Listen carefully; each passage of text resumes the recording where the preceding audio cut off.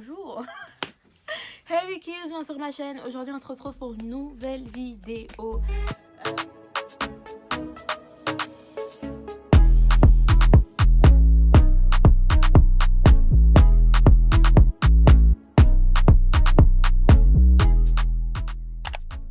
Aujourd'hui, je vais vous parler de 3 dramas que j'ai regardés et que j'ai kiffé.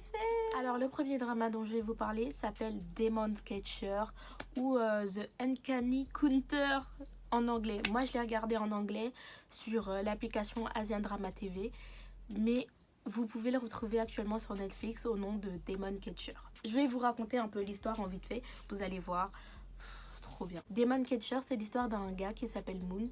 Il y a 7 ans de cela, il a fait un accident de voiture avec ses parents, qui sont tous les deux morts malheureusement. Et dans cet accident de voiture, il a aussi perdu la capacité de pouvoir utiliser sa jambe.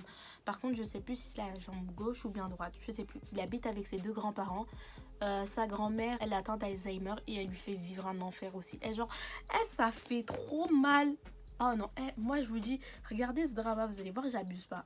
À l'école, il se fait maltraiter. Quand je vous dis il se fait maltraiter, hein, il se fait bolosser, un truc de ouf. Je vous promets, ce drama, premier épisode, je voulais que pleurer.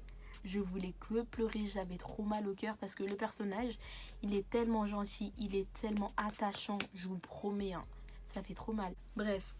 Un jour, il va se passer ce qui va se passer et il va avoir la capacité de pouvoir voir et combattre les mauvais esprits. En faisant le montage, je me suis rendu compte que j'ai oublié de vous raconter le plus important. Donc, à partir du moment où il va avoir le pouvoir de combattre les mauvais esprits, il va rejoindre une équipe. Cette équipe, justement, elle est chargée de attraper et combattre les mauvais esprits. Genre, c'est trop bien. Je vous laisse avec le reste de la vidéo. Il est trop bien. Il y a de l'émotion, il y a de l'action, il y a tout. Il y a tout. C'est pas par contre un drama de romance en mode il y a de l'amour, tout ça. Non, il y en a pas. Il n'y a pas de bail de triangle amoureux. Mais je vous promets, ce drama est ce qu'on appelle revanche. Hein. Vous avez vu Itaewon Class? Oh là là, ça aussi. C'est aussi lourd que Itaewon Class, genre.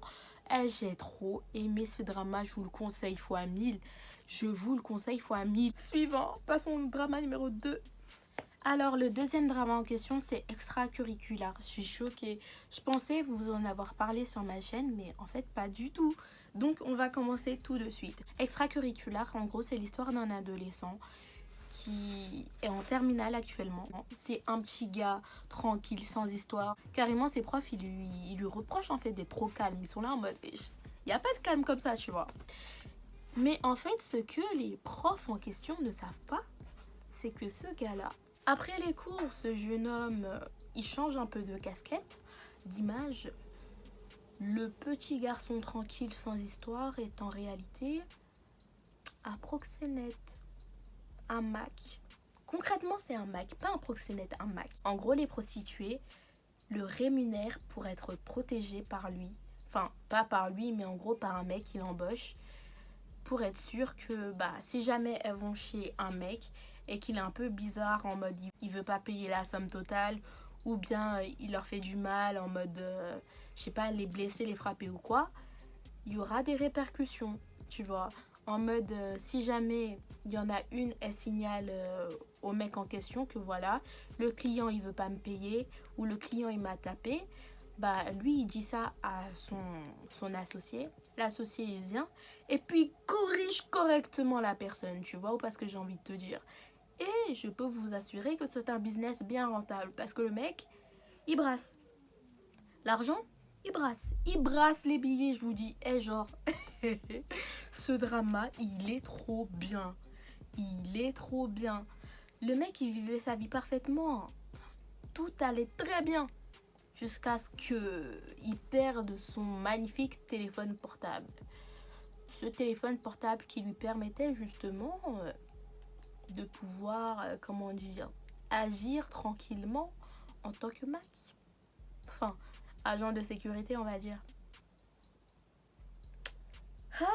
À partir du moment où il a perdu son téléphone, là, l'histoire est changée. Moi, je vous dis, les gars, allez regarder ce drama. Il est trop intéressant. Genre, vraiment, j'ai trop kiffé. Maintenant, on va changer de pays. On va au Japon.